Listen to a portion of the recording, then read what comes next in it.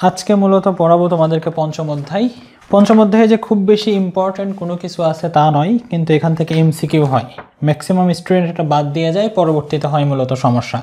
সুতরাং আমরা বাদ দেব না, আমরা পড়বো যতটুকু দরকার এবং বোঝার চেষ্টা করব টপিকটা মূলত কি রিলেটেড। আচ্ছা, পঞ্চম অধ্যায় বলছে উদ্ভিদের খনিজ পুষ্টি, মানে উদ্ভিদ এবং প্রাণী চলতে গেলে যেই উপাদানগুলোর দরকার হয় এই অধ্যায়ে মূলত সেই উপাদানগুলো নিয়ে কথা বলেছে। উদ্ভিদের কোন কোন উপাদান সবথেকে গুরুত্বপূর্ণ, আবার কোনগুলো একটু কম গুরুত্বপূর্ণ, একইভাবে প্রাণীর কোন কোন উপাদানগুলো, দেহ তো অনেকগুলো উপাদানের সমন্বয়ে গঠিত, রাইট? তো এখানে কোন কোন উপাদান সবথেকে গুরুত্বপূর্ণ দেহ চলার জন্য, সেটা উদ্ভিদ হতে পারে বা প্রাণী হতে পারে, উদ্ভিদ দেহ বা প্রাণী দেহ কোন কোন উপাদান সবথেকে গুরুত্বপূর্ণ, এই ব্যাপারগুলো নিয়ে তারা কথা বলেছে এই চ্যাপ্টারে। লিখেছে উদ্ভিদের খনিজ পুষ্টি। আচ্ছা, উদ্ভিদ তো আমরা বুঝলাম, খনিজ পুষ্টি দ্বারা আসলে কি বোঝাইতে চাচ্ছে যে উদ্ভিদের, দেখো উদ্ভিদের একটা অংশ কিন্তু মাটির নিচে থাকে, অর্থাৎ মাটি থেকে যে পুষ্টি উপাদানগুলো নেয় সেই উপাদানগুলোকে আসলে খনিজ পুষ্টি বলতে চাচ্ছে। তো এখন আমরা যেই টপিকগুলো জানবো এগুলো উদ্ভিদ সাধারণত কোথা থেকে পাবে? মাটি থেকে পাবে। তো এখানে বেশ কিছু কথা লেখা রয়েছে যে খনিজ পুষ্টি কেন বলা হচ্ছে, কারণ উদ্ভিদ এই উপাদানগুলো, খনিজ শব্দটা কখন আসে? খনিজ শব্দটা আসে যখন আমরা মাটি থেকে এমন কোনো কিছু পাই যেটা আমাদের উপকারী, এরকম জিনিসগুলোকে আমরা বলি খনিজ। তো উদ্ভিদের খনিজ পুষ্টি যদি বলা হয় তাহলে উদ্ভিদ মাটি থেকে এমন কোনো কিছু পাচ্ছে সেটা উদ্ভিদের জন্য উপকারী, রাইট? এতটুকু নিশ্চয়ই বোঝা গেছে যে হেডিংটার, দেখো হেডিংটার মর্মার্থ থাকতে হয়। অনেক সময় আমরা একটা নিউজের হেডিং দেখেই বুঝে যাই যে এর ভেতরে কি হবে। তোমাদের যদি হঠাৎ করে বলে দেয় যে এসএসসি অটো পাস, এতটুকুই লিখলেই কিন্তু বোঝা যায় যে এর ভেতরে কি রয়েছে, তাই না? তো এখানে উদ্ভিদের খনিজ পুষ্টি দ্বারা এইরকমই কোনো কিছু বোঝানো হচ্ছে যে উদ্ভিদ যে উপাদানগুলো পাচ্ছে মাটি থেকে, যেই পুষ্টিগুলো পাচ্ছে, যেগুলোর সাহায্যে সে দেহকে চালনা করছে, সেই উপাদানগুলো নিয়েই মূলত কথা বলছে। এখান থেকে ইম্পর্টেন্ট কি, আমি বই থেকে বলছি, তোমরা বই নিতে পারো। লেখা আছে উদ্ভিদে প্রায় 60টি অজৈব উপাদান শনাক্ত করা হয়েছে। উদ্ভিদে কতটি? 60টি। এটা একটা ইম্পর্টেন্ট যে কতটি উপাদান শনাক্ত করা হয়েছে উদ্ভিদের দিয়ে, তোমরা বলবা 60টি। এই 60টি উপাদানের মধ্যে কতগুলো সবচেয়ে গুরুত্বপূর্ণ? তখন তারা বললো যে 60টি উপাদানের মধ্যে 16টি সব থেকে গুরুত্বপূর্ণ। সুতরাং এটা তোমাদেরকে মনে রাখতে হবে যে উদ্ভিদের দেহ চলার জন্য কোন উপাদান বা কতগুলো উপাদান সব থেকে গুরুত্বপূর্ণ। তোমরা বলবা 16টি উপাদান সব থেকে গুরুত্বপূর্ণ। এই 16টি উপাদানকে কি বলা হয়? তারা বললো 16টি উপাদানকে এসেনশিয়াল এলিমেন্টস বলা হয়। তাহলে তোমাদের প্রশ্ন এভাবে আসতে পারে যে উদ্ভিদের দেহের এসেনশিয়াল এলিমেন্টস কতগুলো? তোমরা বলবা 16টি, বা কতটি? তোমরা বলবা 16টি। আচ্ছা, যাই হোক, এই 16টি উপাদানগুলো যে আবার সবাই, দেখো এই 16টি উপাদান তো গুরুত্বপূর্ণ, এটা আমরা জানি। 16টি উপাদান যে গুরুত্বপূর্ণ সেটা আমরা জানি, বাট 16টি কি একই রকম গুরুত্ব? সবারই কি একই গুরুত্ব রয়েছে, নাকি গুরুত্ব ভেদে আবার কম বেশি রয়েছে? তখন বললো যে না, গুরুত্ব ভেদে আবার কম বেশি রয়েছে। তাদের মধ্যে সব থেকে বেশি যারা গুরুত্বপূর্ণ তাদেরকে বললো ম্যাক্রো উপাদান। ম্যাক্রো শব্দটাই ব্যবহার করা হয় বড়র ক্ষেত্রে। ম্যাক্রো এবং মাইক্রো দুটো শব্দ ভালো করে খেয়াল করো, যে ম্যাক্রো মাইক্রো। ম্যাক্রো মানে হচ্ছে বড়, মাইক্রো মানে হচ্ছে ছোট। তো যে 16টি উপাদান পাওয়া যাচ্ছে এই 16টির মধ্যে আসলে তোমার 10টি উপাদানকে বলা হয় ম্যাক্রো উপাদান, যেগুলো উদ্ভিদের জন্য খুবই গুরুত্বপূর্ণ। ম্যাক্রো উপাদানগুলো তোমাদের মনে রাখাটা একটু জরুরি, কারণ প্রশ্নটা এভাবেই হয় যে নিচের কোনটি ম্যাক্রো উপাদান অথবা নিচের কোনটি মাইক্রো উপাদান, নিচের কোনটি বেশি গুরুত্বপূর্ণ উপাদান উদ্ভিদের জন্য অথবা নিচের কোনটি কম গুরুত্বপূর্ণ উদ্ভিদের জন্য। কোশ্চেন মূলত এভাবেই হয়ে থাকে। তো ম্যাক্রো উপাদানগুলোর মধ্যে দেখো নাইট্রোজেন এটা থাকবে, পটাশিয়াম এটাও থাকবে। এগুলো কেন থাকবে আমরা আজকে যখন পরের টপিকগুলো আলোচনা করব তখন বুঝবা যে নাইট্রোজেন, পটাশিয়াম, আমরা এই প্রত্যেকটা উদ্ভিদের দেহে কি কি কাজ করছে সেটা নিয়ে আমি বলে দেবো। এবং নাইট্রোজেন কি কাজ করছে, পটাশিয়াম কি কাজ করছে, ফসফরাস কি কাজ করছে, এই সবগুলোই আমি বলে দেব। ঠিক যতটুকু পড়তে হবে, দেখো এটা তো অনেক বিশ্লেষণমূলক একটা চ্যাপ্টার, সবই যদি পড়তে চাও তাহলে তো মনে থাকবে না, রাইট? ঠিক যতটুকু পড়তে হবে আমি ততটুকু বলে দেব। ম্যাক্রো উপাদানের মধ্যে nitrogen, potassium, phosphorus, calcium, magnesium, carbon যে থাকবে সেটা এমনিই বোঝা যাচ্ছে, কারণ উদ্ভিদ দেহই তো মূলত কার্বন দ্বারা গঠিত, রাইট? হাইড্রোজেন, অক্সিজেন, সালফার, লৌহ, এই ব্যাপারগুলো রয়েছে। একইভাবে মাইক্রো নিউট্রিয়েন্ট বা মাইক্রো উপাদান কোনগুলো সেগুলো একটু তোমরা মুখস্থ করে নিবা। ওকে, বা একটু মনে রাখার চেষ্টা করবা আসলে। এখন কথা হচ্ছে উদ্ভিদের পুষ্টি উপাদানগুলোর মধ্য থেকে ভালো করে বুঝো নিচের টপিক, পুষ্টি উপাদানের উৎস। পুষ্টি উপাদানটা কোথা থেকে পাচ্ছে মূলত? পুষ্টি উপাদানের উৎসের মধ্যে কার্বন এবং অক্সিজেন বায়ুমণ্ডল থেকেই নেয়। এটা আমরা জানি যে উদ্ভিদ দেহের পাতা কী করে, বায়ুমণ্ডল থেকে কার্বন ডাইঅক্সাইড নেয় খাদ্য উৎপাদনের জন্য, দ্যাট মিনস সালোক সংশ্লেষণের জন্য, আর অক্সিজেন নেয় সেটা শ্বসন বিক্রিয়ার জন্য। এর আগের চ্যাপ্টারে কিন্তু আমরা সালোক সংশ্লেষণ এবং শ্বসন বিস্তারিতভাবে দেখে এসেছি। তো উদ্ভিদ কার্বন এবং অক্সিজেন মূল যে উপাদান, এই দুইটা কোথা থেকে নিচ্ছে? বায়ুমণ্ডল থেকেই নিচ্ছে। উদ্ভিদের পুষ্টিতে বিভিন্ন খনিজ উপাদানের ভূমিকা। ওকে, উদ্ভিদের পুষ্টিতে বিভিন্ন খনিজ উপাদান, সেটা নাইট্রোজেন হতে পারে, ম্যাগনেসিয়াম হতে পারে, পটাশিয়াম হতে পারে। আমরা এখান দেখি কোনটি কোন ভূমিকা, একদম পরের 87 পেজ নাম্বার 87, এখানে কোনটার কি ভূমিকা সব লেখা আছে। আমরা ঠিক যতটুকু পড়তে হবে ততটুকু নেব।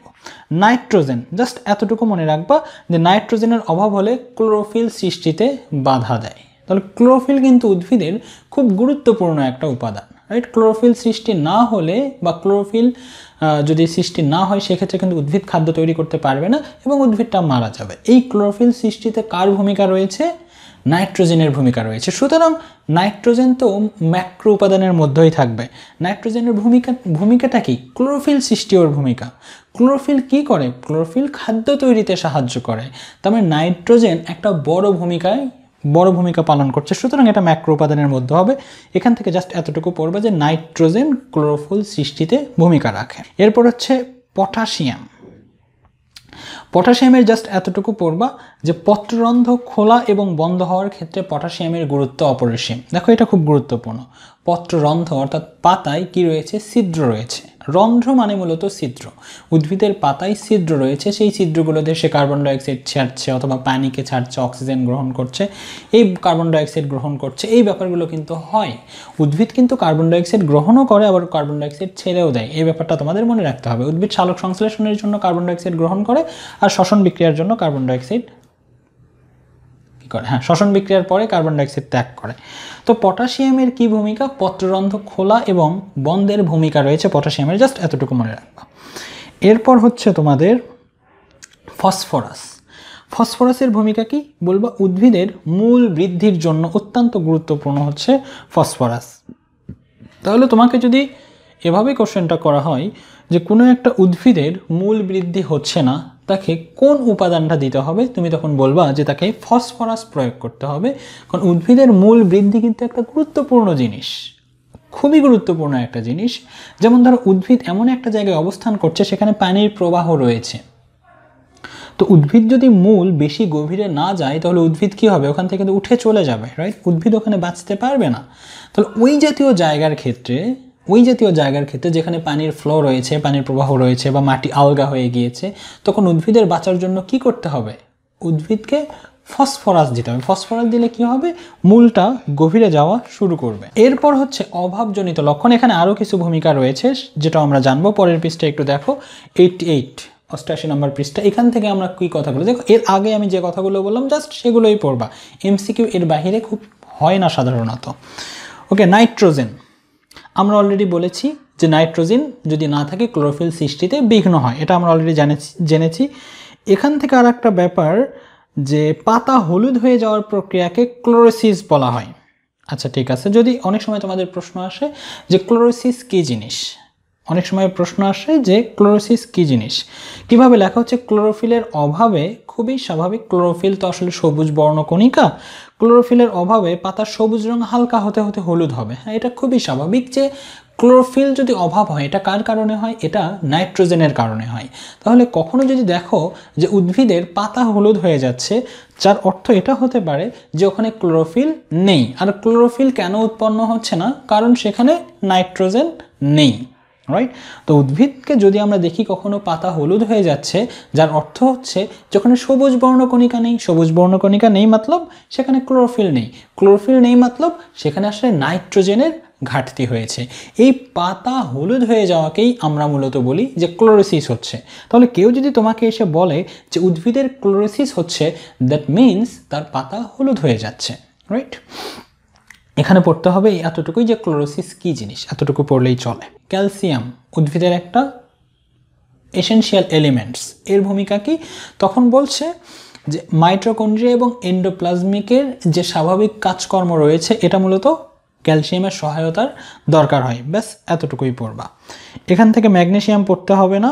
লৌহর ক্ষেত্রে শুধু এতটুকু পড়বা যে লৌহ উদ্ভিদের ভেতরে যে আয়রন রয়েছে এটা কি ভূমিকা পালন করছে, শুধু এতটুকু পড়বা যে এইটার অভাবে কাণ্ড দুর্বল এবং ছোট হয়। লোহা, আয়রন যে আয়রনটাকে তোমরা পর্যায় সারণীতে দেখতে পাচ্ছ ওই আয়রনই। হ্যাঁ, যদি উদ্ভিদে কখনো আয়রনের অভাব হয় তখন এর কাণ্ডটা কি হয়ে যাবে? দুর্বল হয়ে যাবে। কাণ্ড নিশ্চয়ই আমরা চিনি উদ্ভিদের, রাইট? ডাল বলা যেতে পারে। তো কাণ্ড কি হয়ে যাবে? ছোট হয়ে যাবে এবং দুর্বল হয়ে যাবে, নরম হয়ে যাবে। তো কোনো একটা উদ্ভিদের যদি কখনো দেখো যে কাণ্ড যতটা শক্ত হওয়ার কথা ততটা শক্ত হচ্ছে না, যার অর্থ এই দ্বারায় এখানে আয়রনের অভাব হয়েছে। উদ্ভিদটাকে কি দিতে হবে? আয়রন দিতে হবে। একদম মানে উদ্ভিদ যেভাবে জীবন ধারণ করছে মানুষের ক্ষেত্রেও বেশ কাছাকাছি। আমাদেরও কিন্তু ওই উপাদানগুলোর দরকার হয়। আমাদেরও কার্বন ডাইঅক্সাইড, আমাদের কার্বন, হাইড্রোজেন, অক্সিজেন, নাইট্রোজেন এগুলোর যেমন দরকার হয় উদ্ভিদের ক্ষেত্রেও দরকার। আজকে আমরা উদ্ভিদেরটা দেখছি, সামনের দিন আমরা প্রাণীদেরটা দেখব। ওকে,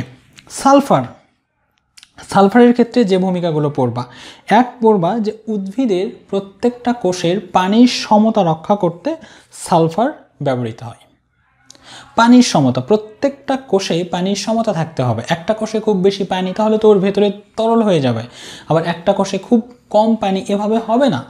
প্রত্যেকটা কোষেই কি থাকে? পানির সমতা থাকে। যেমন আমাদের দেহের একটা অঙ্গ রয়েছে, এটা হচ্ছে বৃক্ক বা কিডনি, এটা কিন্তু দেহের মধ্যে পানি সাম্যতা বজায় রাখে। ওই টপিকগুলো আরও তোমাদের কাছে ইন্টারেস্টিং মনে হবে।